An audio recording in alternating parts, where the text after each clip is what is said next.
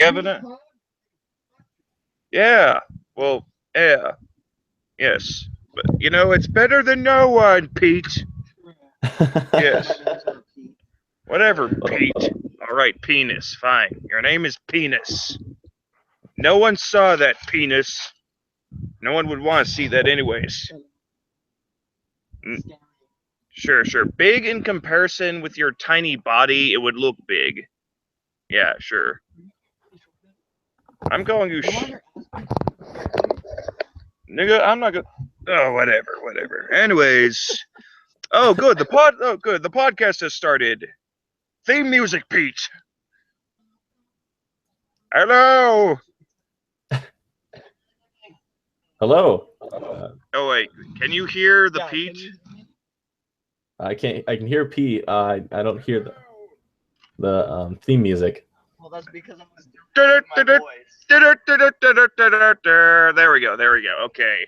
Catastrophe. Because that's what this podcast is, a catastrophe. That's true. And Peach. And Yes. I'm Michael. And yes, our guest, Michael. Today's subject we shall speak of economics. Yeah, so I guess we're going to be talking about world affairs, global economics, United States economics, that sort of thing. That sort of shit. Yes, we need someone who has not lost any brain cells from overconsumption of alcohol or drugs. Well, I can't promise that. Yes. Oh, good. Well, at least an outsider's opinion is all that's relevant for perspective. Okay. So, since 2008, I've noticed that in a technical form, we're in a depression because they bailed out the banks, and economically we're, under debt and shit. Mhm. What do you believe is the solution to said issue? Well, I think the Fed's probably the most qualified person to talk about this. And right now, for the past couple of years, they've reduced the interest rates to 0. And so what that means is that the government can loan out money to banks, and banks can borrow money for literally free. And I don't know if you took economics, but basically, money loses value over time. That's why money. That's why $100 How does giving away free money help? It doesn't. Wait, sorry, go on. Well, the free Wouldn't money. giving away free money just wait? Hold on. Wouldn't giving away free money just value of the dollar? Nah. Well, the thing about the having more money given out to the banks is that the banks are now allowed to loan out more money. They don't actually get the money; they're allowed to just loan that money, and they want to loan it because they're going to make profits. Now, if they loan that money to, say, someone starting up a business or even a corporation, that corporation now has an incentive and the ability to spend that money in order to invest it. And investments do cause growth in the economy. True. Okay. But wouldn't giving that money away for free just devalue the dollar? Yeah, it does. It makes. Go ahead. I'm having a hard time hearing you. Okay, all right.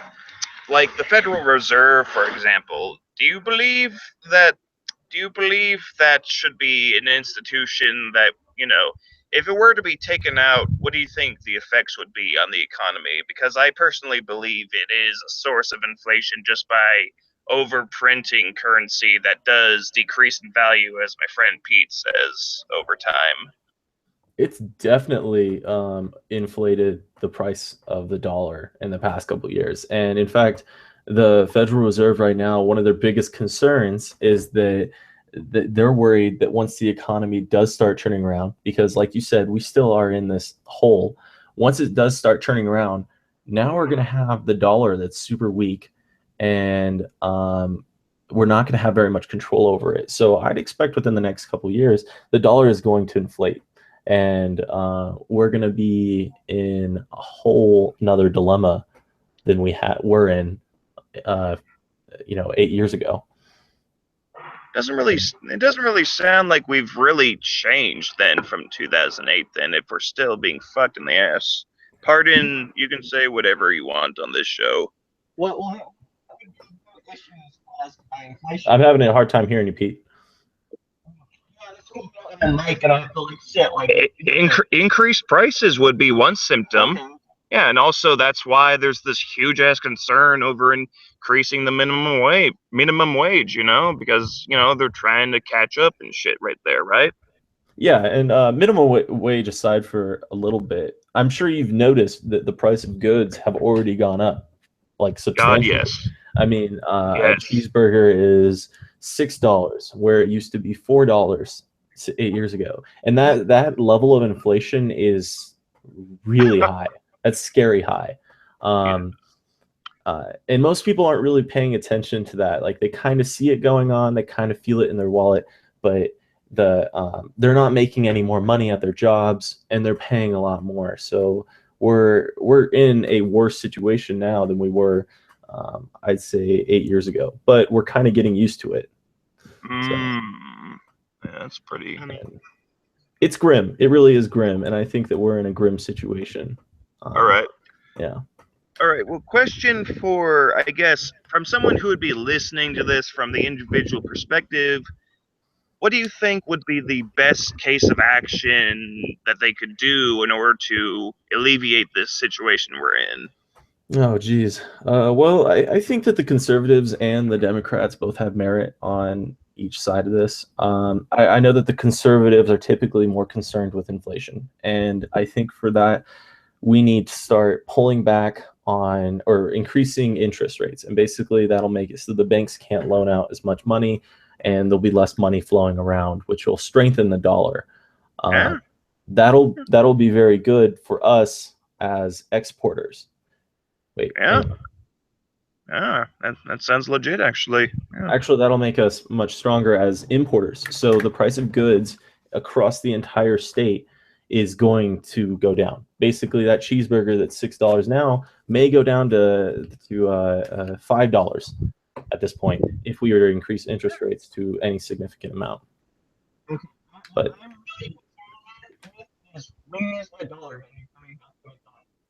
sorry, Pete. Well, what? Oh my God, Pete! Really, Pete? We're talking about Pete. Pete? There's poor people in fucking Sacramento, and you're more concerned about your cheeseburgers. Yeah, that's because I'm a poor person. Well, I think it's a relatable thing. I mean, everyone eats food. Food is the one thing that every person, no matter their class, is going to eat. They're going to see that taking a hit from their income, no matter what. And Pete, I couldn't really hear you. You were out of the range of the mic or something. But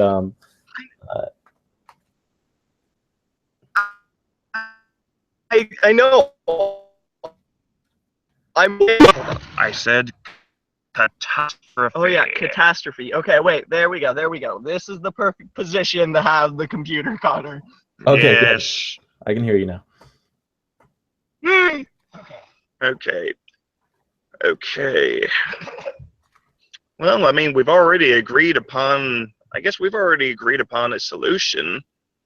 I mean, Now the question is, why haven't they done that already? I mean, we all know that the interest rates need to go up. The Democrats agree upon this. The Republicans agree upon that. Now, what's going to happen when they do that? Well, we're going to see a huge correction on the stock market. So people's investments are going to start going down. Everyone investing in the stock market, they're going to start losing money. And a lot of the, you're going to start seeing on the news that the world is falling apart. You're going to start seeing that. Now, we all know that Obama is in the office right now and he's a Democrat. So if the world starts turning to shit as soon as like towards the end of his term, well, guess what? Hillary isn't going to be reelected. So right now, the Federal Reserve, which is controlled by the Democrats, they're basically using their power to force the election into Hillary's hand. And that is, it's going to be a disaster. It's going to make the situation worse. But so does the Illuminati have a hand in this? Shut up, Pete. Anyways, sorry, Pete. But no. I mean, there was one little like concern I noticed. Like, okay, I began to notice, there's this huge ass like popularity for Bernie Sanders and stuff like that, and then Right. of course, all of a sudden, oh, Hillary's the nominee and shit like that. I began to see reports and stuff like that, that certain machines were deliberately turned off, during the election polls and stuff like that, or they were deliberately like, spreading out misinformation on scheduling on when to vote and stuff like that. You know what I mean? Yeah. Yeah. So Wait, so is that part of the Illuminati's plan? all right, Pete. Whatever. I mean, it's hard to say if we even have any control over the government right now. I mean, I doubt. we pretty much know that Hillary is going to win the election. I mean, Yeah. I'm pretty sure we have zero control. I mean, George Bush got in office, and we never voted for him. Electoral college Yeah. shit. Illuminati, Connor. He believes in the Illuminati. I just believe that simply power corrupts. I don't know. And I think a lot of people agree with you. They really do. And that's why Bernie Sanders, of all people, even though he is a socialist, he had so much movement behind him because he wasn't a politician out for the corporates.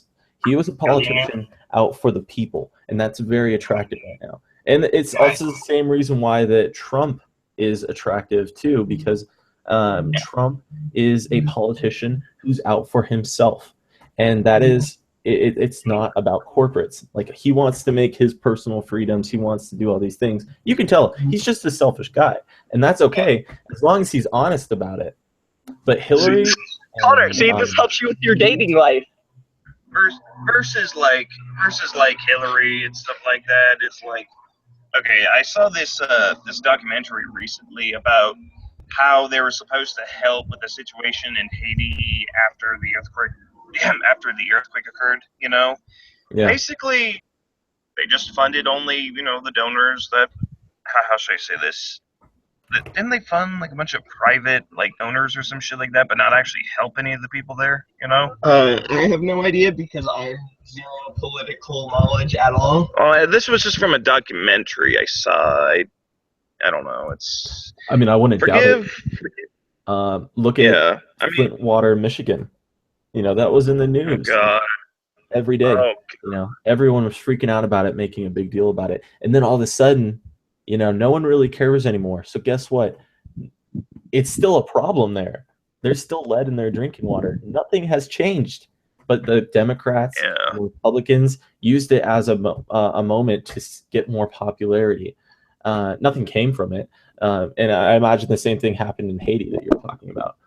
Yeah, where they fucked over the natives and stuff like that, and they're still living in even a worse condition. Like, I mean, if you think about it, basically there were two disasters: the earthquake and then the political disaster afterwards. Was it Haiti where we kept a bunch of slaves?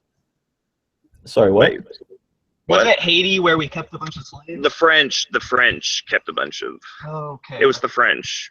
Yeah, and that's why you have a lot of people from African descent there. Same with Jamaica. They didn't naturally have Africans there. They were brought there on slave ships and either set free or whatever. But that's a shitty situation. They go from like that to fucking still being poor. Yeah, I think the only way to like help the black community, I mean, I don't know. It's just it's just something I've been looking up from Thomas Sowell. He was like an economic. He was an forgive me. He was an economics, an economist. What are they called? Economist. Yeah. Okay, an economist. Basically, he says, and forgive me if this sounds a little cliche, that the welfare state pretty much destroyed the black family, that then led to, kids growing up without the father figure in the house, and thus it created the culture of poverty that we see today. This was his statement, of course, on the subject. And I don't know, I kind of agree with him. I mean, hasn't there been poverty ever since there's been money? No, actually, they were doing okay right before the 19. Oh, wait, well, they weren't doing okay. I mean, No, fucking. I mean, like, downward sense. I mean, Okay. since money's been around, has Mon- poverty been around? Well, monetary even before money. system. Well, the way you don't understand, Pete, is that the monetary system is needed in order to, trade resources and shit like that. Okay, there's always going to be some form of currency out there, So it doesn't matter. You can say money's evil all you want, but everything's driven by incentive. Exactly. Yeah. So I don't know. I mean, I get it. You don't like seeing, people becoming poor and shit like that, but it's Well, no, that's what I was saying. There's been poverty ever since we had money, but well, I think there's been poverty even before currency. I mean, well, are you talking about how could you have poverty before currency? Because before currency, we were just hunters and gatherers. Well, I know. Wait. Well, you can define it as being the have and have. I'm talking about like as a whole of history. Are you talking about? So a poor person is just like if you go back to So lack of if you go back to like ancient times where, let's say hypothetically, there was no money, there was no need for currency, they traded with corn and bread and the barter system, right? You still have people that had easy access to resources, and those will be the haves. And then the people that lived in a shitty environment or were victims to the floods or whatever, they were the have-nots. They were the ones in poverty. So no matter what, you're always going to have imbalances of resources. That's poverty is always going to be there. Money is just another thing. You can have it being seashells. You can have it being whatever you want. You can have it being corn. It's just how we use it. Now, the problem comes when if you had a king, and the king had collected money and resources from all the corn growers, and sorry, I'm going on a tangent. I don't really know where I'm going with this. Anyway, what were you saying? I don't know. Yeah, we the whole point of the show is we go on tangents, so it's okay. Yeah, no, that's why it's called the Catastrophe Podcast, because it's just fucking tangents. Yes, we're not geniuses here. Yes. But okay, so you were talking about how currency can be misused and stuff like that. Mind if I ask? Okay, I was speaking a few days ago with someone that believes, in Bitcoin currency, and I personally believe that, I don't know, that may not actually be a practical. Well, I think that's the future, because everything's moving towards the internet. But yeah, but what good is, I don't know, Well, it's like credit cards. It's basically just an internet-based credit card. All right. Yeah. Let's see what Mike says on the situation. I mean, Bitcoins are no different than any other dollar. I mean, you can exchange the dollar for yen. You can exchange it for euros and Canadian dollars and monopoly money. Doesn't matter. It's still a currency of some kind. And it's always going to have some kind of... the only real attraction to Bitcoins right now is that it's somewhat harder to trace who has it, how much. And market to it. Yeah, it's kind of shady, honestly, but there is a certain allure to that kind of Wild West freedom to it. Well, being a fan of the dark nets that I am, I do like the idea of being able to just go online and buy guns and crazy shit without being tracked. Like, why not? Yeah, I mean, if we're really going to see there, but if we're really going to steer into that subject about like, I mean, look, I'm pro Second Amendment and shit like that, but we do need some obvious fucking background checks and shit like that, you know what I mean? No. I'm with you on that, but like the darknet and all that shit, the more popular that gets, the less regulations on shit you're going to be able to do, because there's always going to be a way around it now. Yeah, a black market you're talking about, just like kind of like the old school like prohibition. Okay, let's make alcohol illegal. Then all of a sudden we've got this gangster. But this is like a black market that anybody can access from their house without being traced. Yeah. What a world we live in. And that could be useful. I don't really see a use for me, but it's not really gonna. It's not gonna affect the majority of people's lives. I mean, I don't know how many people living in America, but they're like 600 million or something. Let's say a couple thousand people go on the darknet and buy guns and strippers and hookers and whatever. But it's not a significant I mean, part you can just get of the world. strippers and hookers on the regular internet already. Yeah. Come on, man. They're just called escorts. Yeah. Look at the loopholes right there. Yeah. Oh, God. This is the effect of getting hammered right before a podcast.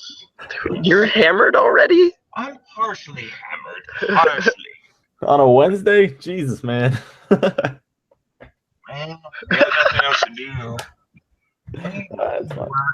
You know, I don't know, and making TV shows and trying to make a legacy. I don't know, A legacy? of some kind. Isn't it legacy? I thought it was legacy. It's legacy. Damn it. Sorry.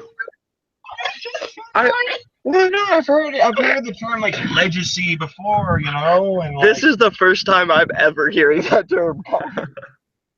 all right, legacy. Nuclear. I mean, how broken the English language is, you could probably be right, and the majority of people could be wrong. On the word. You go wrong there? Oh my God. Okay, I'm sorry. We're steering away from our previous conversation. Okay, so we were talking about currency and Bitcoin, and then the black market, as an effect from regulation on certain products. Okay. Then what else? Okay. Wait, you did mention something very interesting earlier, though. So Hillary's going to win. It almost seemed like she'll be set up to be a scapegoat or something like that. I'm telling you, this is where the Illuminati comes in, because already hella corrupt. So if she's already corrupt, the Illuminati comes in and just gets her to do all the shit they want her to do. Pete, have you ever heard of this analogy? Just because you hear hooves doesn't always mean it's a unicorn. It can just mean it's a horsey. Okay? Corrupt politicians could just be corrupt politicians. Then explain the skull and bones, and then there's weird. Because they're crazy. Weird, yeah. Well, they're crazy crazy. So you're just saying they're crazy, but then you won't say they could potentially have Illuminati. What I mean by Illuminati is a group of people trying to control everything. Okay, well, if that's your definition, then yes, then I agree. Then yes, I thought you were talking about some supernatural satanic shit that the vigilant Christian would talk about. How do you know the people in control aren't Satanists? I mean, they do go out. They do go out every July into that one place and have these weird rituals and shit. Well, technically, I'm a Satanist. I mean, how come I'm not getting any of these perks? That's because you don't fucking pray the Satan. You don't, Connor. You don't. Fine. Dear Lucifer. No. You've got no. There's Connor. Please be conjured upon thee. There's a whole ritual you have to do. You have to say the Lord's Prayer backwards 3 times. You got to pray to the west, the east, the north, and the south. If I was an overly demons, there's all these okay. Oh, I'm sorry, but if I was an overzealous rich motherfucker, an elitist, who's above the crowds that's already praying to a bunch of gods and shit like that, why would I burden myself with all of those things? I would rather just focus on working on my currency, on my own merits, rather, or basically steal other people's shit. Can I bring up a point? Yes. Boredom. I mean, how often are they actually doing anything? They're rich. What do they have to do? They don't have to cook for themselves. They don't have to do anything. They don't have to drive for themselves. So they get crazy from boredom. True, but it seems like a pain in the ass just going through all those rituals and shit like that. I mean, sorry, but if I was bored, the last thing I'd be thinking about is, all right, we'll say the Lord's name backwards. I and mean, shit like Muslims pray to the west towards Mecca, and but those guys aren't bored Christians go to the church. I mean, it's just another form of religion, though. So you're questioning why they do it, but it's just another form of religion. Well, I personally have no good opinion of any religion, but where, I thought religion would be the product of herd conformity. These are very few individuals. So why would they need to follow any herd conformity? Otherwise, they're trying to actually. It's like that video I posted on Facebook. It was 5 people in a room, and every time a bell rang, 4 of them stood up, and eventually the 5th person started doing it. They took everybody out of the room, and the 5th person continued to stand up to the bell. So that's it. So let me get this straight. Okay, so we've got, according to you, we've got a bunch of elitist motherfuckers that are already controlling the population, that are a bunch of sheeple, that are themselves sheeple. Exactly. Well, no, they're not sheeple. They're sheeple to each other, because one of them, say one of them's crazy, has a friend with the other rich one. That one gets him to follow him. Then that dude, he has like 2 friends. Those 2 friends get together and start doing the same thing as that friend. So it's a fucking domino effect. All right. Talk about stuff that is provable and shit like that. It is provable. For example, what do you think of the current situation with the EU as far as economics goes? Oh, geez. I mean, the EU is just like, it's kind of like what's happening to America, but will never actually happen to America. It's kind of like the testing ground for politics. All their shit happens there, and we just let it happen. Migrant crazy right now that's like just murdering the shit out of Sweden and Germany. Like, I mean, look, I'm all for immigration and shit like that. And I'm all for, helping, women and children from third world impoverished, nations and all. But most of them are not even women and children. They're like a bunch of military age, guys, ages 18 to 45, that have an ideological system that women are inferior and anyone that's outside of our belief system of fundamentalist Islam is worthy of death. And no. Before you say not all Muslims, I'm not saying not all Muslims. I'm saying they're just bring over the crazy motherfuckers, And again, I've got, You're just saying all the refugees. Not all the refugees. I'm just saying, look, you can't ignore cases like Cologne, like the fucking Nice issue incident, or the repeated, the child sex channels that have been increasing in the UK. And the police are afraid to do anything because they're more afraid of being called racist rather than actually helping the people that are being affected, Yeah. I'm sorry, but, and forgive me if I step on any toes, this is why I made that original post earlier on why I don't believe in the modern social justice movement, because it's just based on a dogma that says it's better to, let people step all over you than be called a racist, And again, I want the best, I want the best for everyone, whether or not they're Muslim or black or any of that, okay? My intention is... Oh, but not the white man. I see, Connor. Oh, shut the fuck up. Shut the fuck up. My point is, we have an ideological problem, okay? That's where this is coming from. It's coming from a fundamentalist religious viewpoint of, we're so correct that we don't even need to empathize with these people. We can just kill them and stab them to death and shit like that. Isn't a government an ideological system? Well, it is. That's why I'm personally in favor of a more smaller federal government. But that's a topic for a different day, of course. But at the same, I don't know. No. I'm not really a libertarian because I think about it. I'm sorry. We do need regulations on, well, definitely infrastructure, definitely food and drugs. Since I'm a sole survivor of E. coli from a Sizzler's restaurant, so thank goodness for the FDA. Wait, you're the sole survivor? Survivor. Yeah. I'll tell you one thing. Everyone else is dead. 18 people died. Connor was the only one. Fuck you, Pedro. Fuck you. Here, I have an idea. Eat a shittily cooked, piece of bacon wrapped sirloin. See how it feels for 3 days, man, and then tell me what you think. I mean, I would still make that joke. I'm not letting E. coli stop me from making jokes. Sure. I mean, going back to the whole immigration thing, like Angela Merkel, the German counselor that was allowing all those immigrants in, a lot of that comes from them trying to correct from the World War II era, where they were killing all the Jews, and so they have to be kind of like the good people, and so. Yeah, but the problem is that's an original sin mentality. All the people that were Nazis are either dead or like 80 years old. I'm sorry.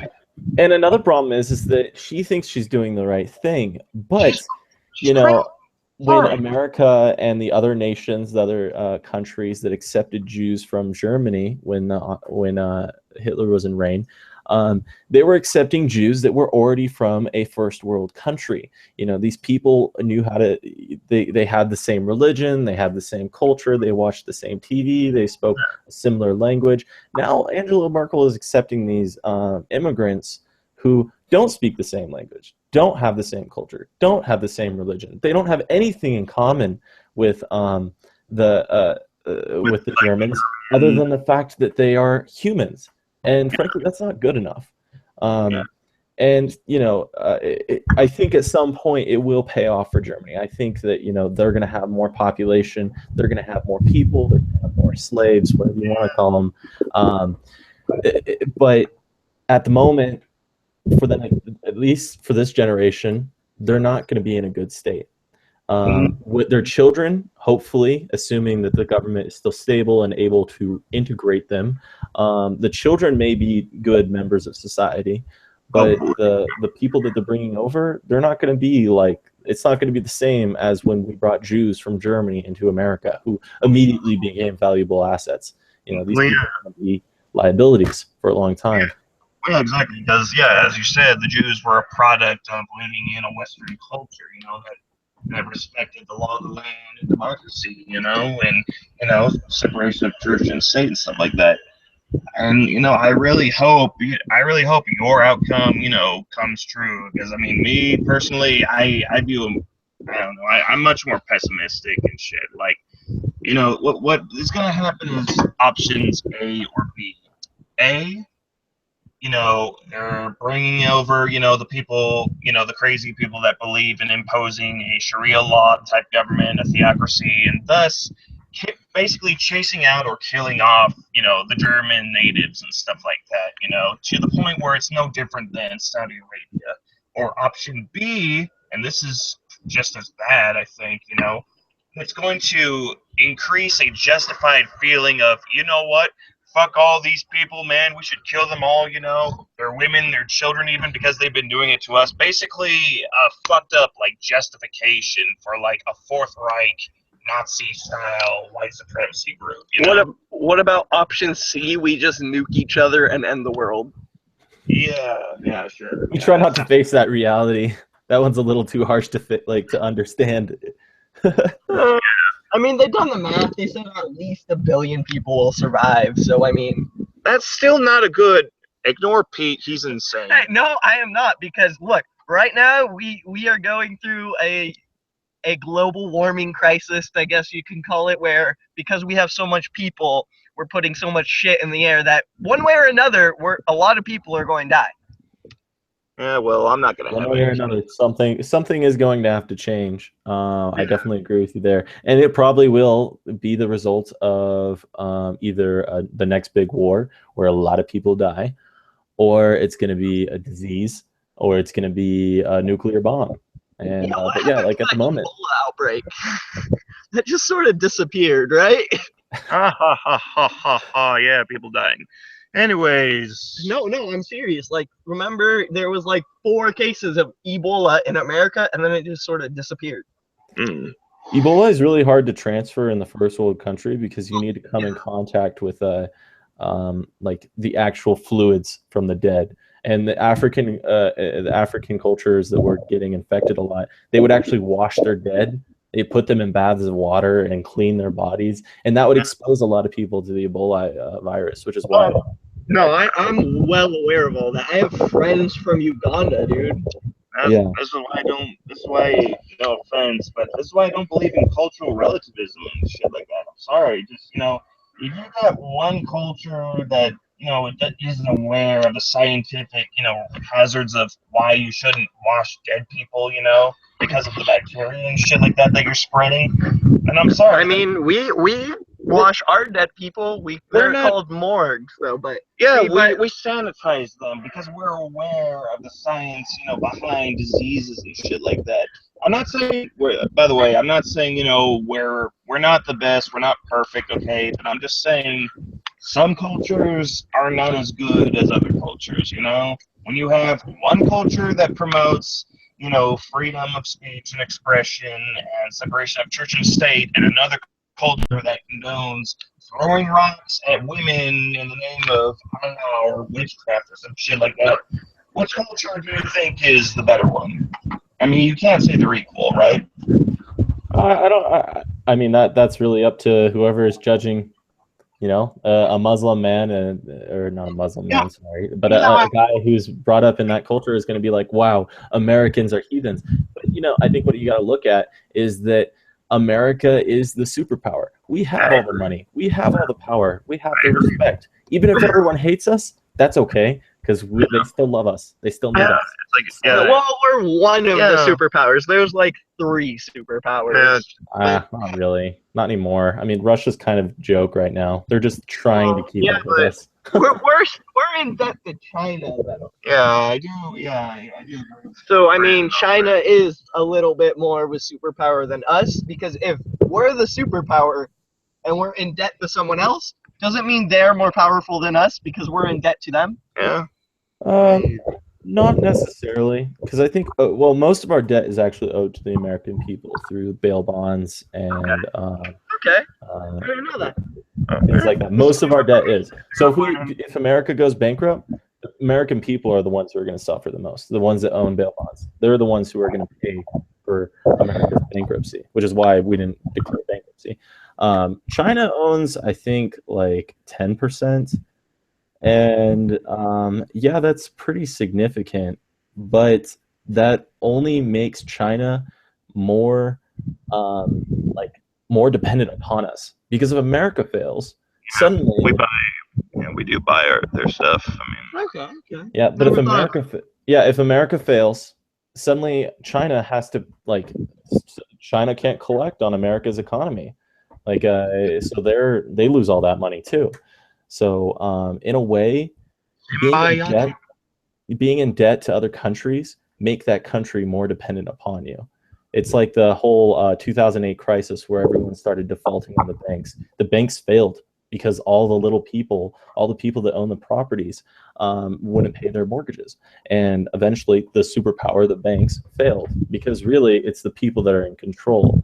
That's why America is still in power, I think, even though China has the debt advantage, I guess you could say. Okay. No, that's just new information, and I'm just taking it in. Sorry. Mine permission to ask. He doesn't know what you're asking, so why are you asking him permission to ask a question he doesn't know you're going to ask? Permission granted. I was just curious about that whole entire that discussion previously. About what did you? Oh yeah, that's right. Okay, how some cultures, I was bringing up the issue of cultural relativism. I don't believe in. You're bringing up, okay, so someone from that one culture, will view it as superior because he's born in that culture. And I confess, I am pretty fucking biased since I was born in this one. But you do have to admit that objective reality doesn't have a bias, if you know what I mean. Like objective reality. Objective reality. That's really well. You have everybody has their own. You have yours. I have my. Well, let's see. Okay, dead person. But and it doesn't matter who you do it. But do me and you view the world in the same way? No, so every person has their own objective reality. I mean, yeah, no. I'm just making a point that everybody has their own objective reality. I that's why I said I confess I have a bias. But at the same time, you can't ignore the objective reality that, hey, one culture condones, resorting to BC time mentality, throwing rocks at people, and the other doesn't. Well, no. You have a point there. No, you definitely have a point, Connor. Yeah, and I confess, I am biased. I'm not perfect. I mean, especially in a cultural sense, I mean, yeah, we are a little too selfish, even though I believe that the rights of the individual comes first in society, That's I don't know. I'm just speaking. I mean, if point. the individual doesn't have the right, you're just like in Game of Thrones, basically. Like people are dying left and right. Yeah, that's what I was talking about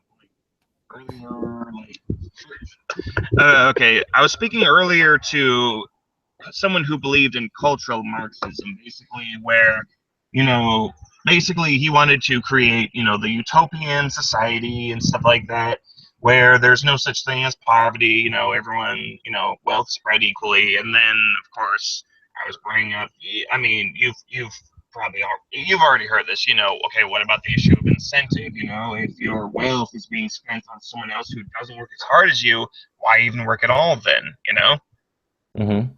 But anyways, my point was I don't know. He believed in collectivism, where he thought, okay, it's better for the group than the individual, and I disagreed because, you could be condoning genocide, without even knowing it and stuff like that. Because, these people don't conform with the utopian ideal, thus we need to eradicate them.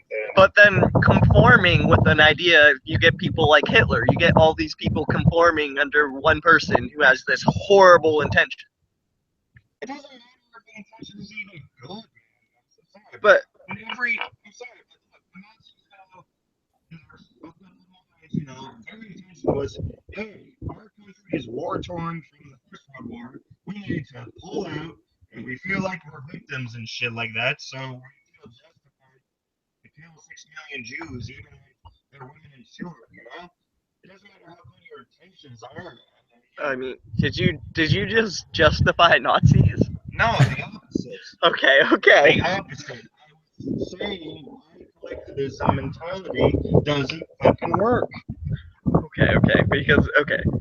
Just making sure, because that sounded a little like Nazi justification. No, the opposite. I'm saying that believing that the group or whatever, the large vague terminology, basically can condone the worst acts of against humanity and shit. Okay. But I'll just shut up now.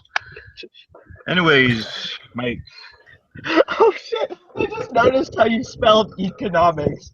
Yeah, like that's six E's and only 2 of them are capital. Yeah, that's why I said economics at the start. I mean, history is written by the victors. So, America didn't do everything right during the war. I mean, we threw a bunch of people into cages, the internment camps. We bombed Hiroshima and Nagasaki, and that's arguably a bad thing. We drone strike villagers. Oh, no, not even that. I mean, don't get me wrong. Look, I believe in the ideals of, the United States, but the fucking, country and its governments have done shitty fucking things that are terrible, I mean, for example, what was the guy's name? What was the president's name? Thomas. Fuck. No. Andrew Jackson. I mean, if you want to look at things through an objective lens, he was basically the Hitler for fucking Native Americans, Yeah. We are destined by God Almighty to come here and get rid of these fucking redskin motherfucking savages and shit. And they would always get the Indians drunk right before they would have them sign a contract to give up their land, or they would, give them the fucking diseases and shit like that. Smallpox blankets. Smallpox blankets, yeah. I mean, I don't believe in white guilt, but at the same time, I'm not gonna fucking ignore, history and shit like that. I mean, you could argue on the other hand that the Native Americans, I'm playing devil's advocate here, that the Native Americans were not utilizing the land. That the they're sitting there dicking around, eating deer and catching birds and all that fucking shit. But you know, the Americans come along. We want to build trains. We want to do agriculture and all this stuff. In a certain way, you could say that America's ravaging of the Native Americans was the best thing that ever happened to America. Now, there's consequences, of course. You have environmental problems going on right now, and tons of consequences because of our development.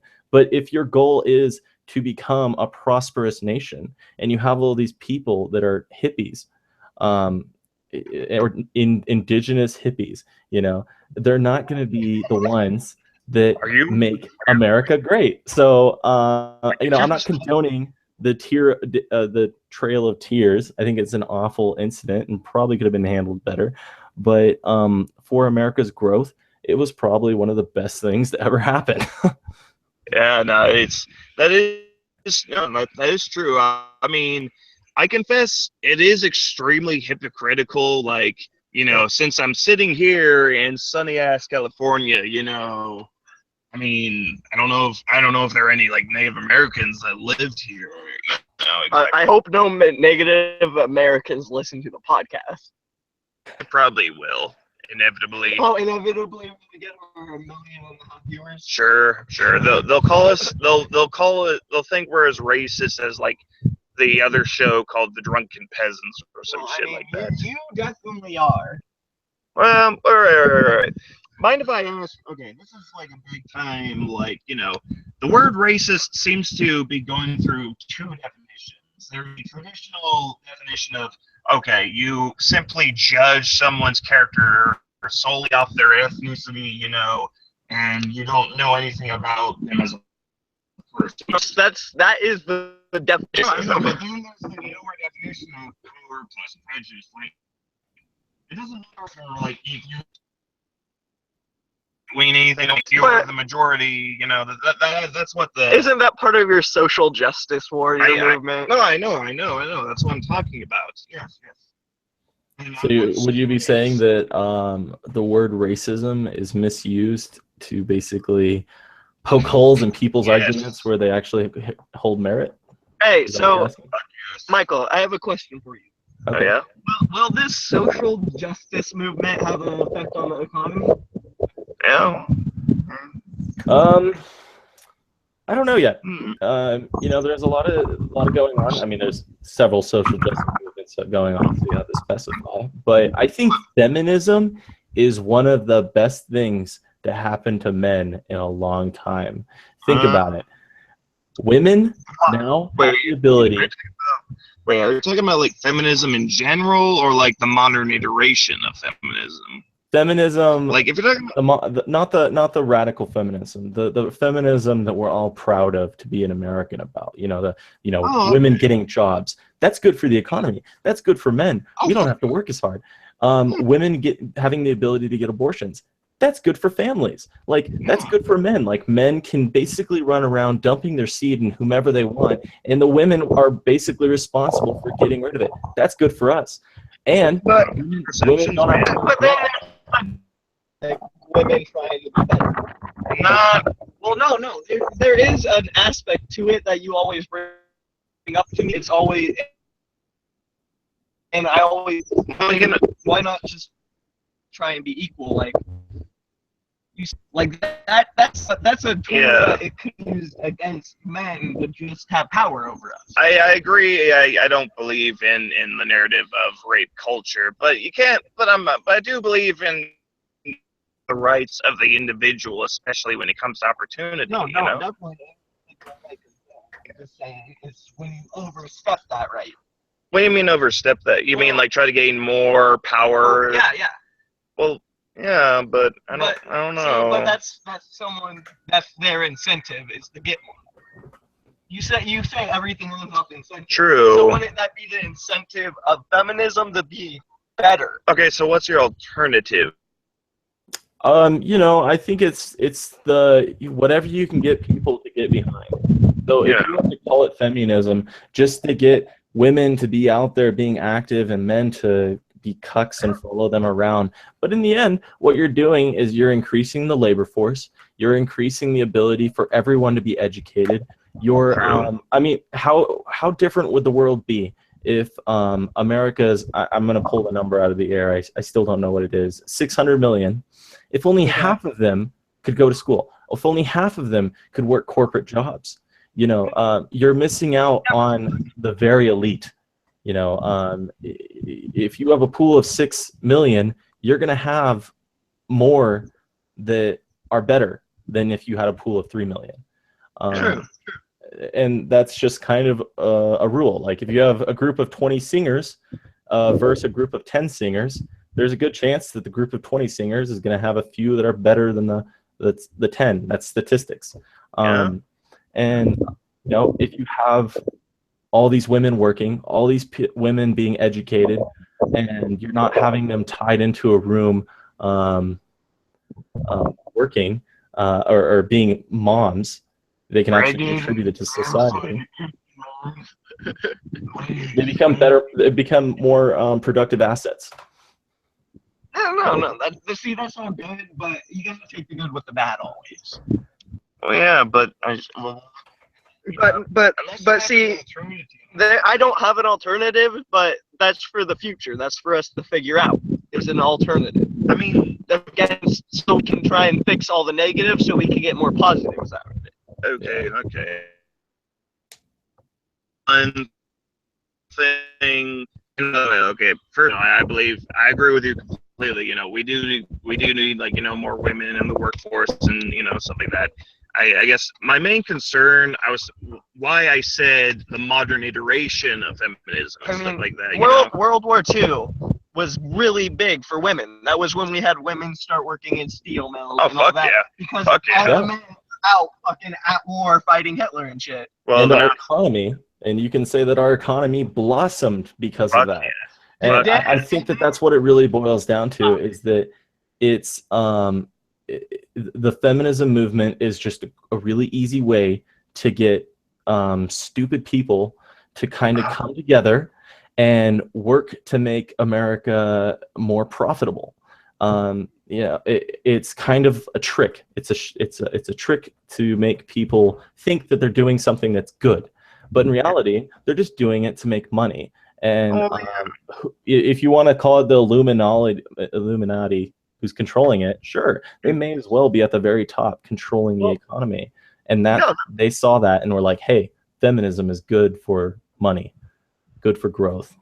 Money. That's what it really boils down to. Is part of the reason why I wanted to come on and talk about economics is because literally everything can be boiled down to making money and taking control and having power over someone else. That's all humans are really. Power. Yeah, we just want power.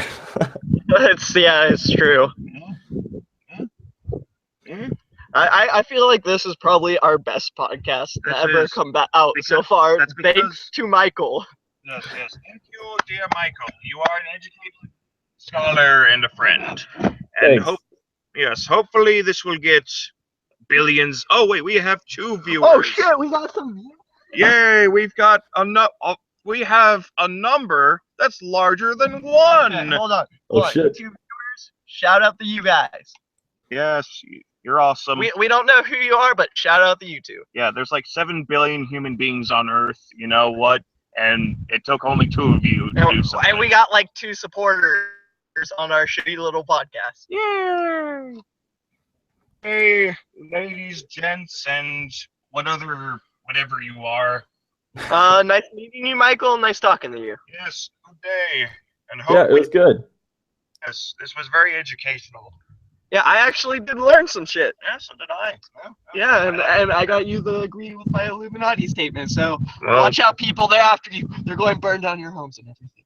Watch out, they're coming. You might as well watch The Vigilant Christian then, if you're really gonna obsess over the fucking.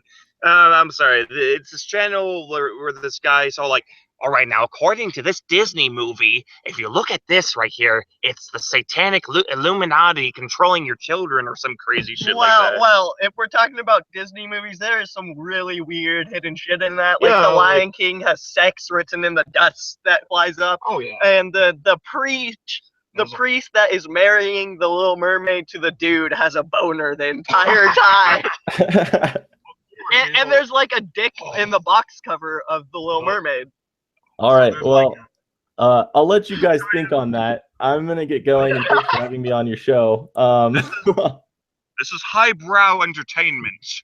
Anyone with an IQ below 200 just won't understand the contents of this show. All right. Well, thank you. All right. Good day.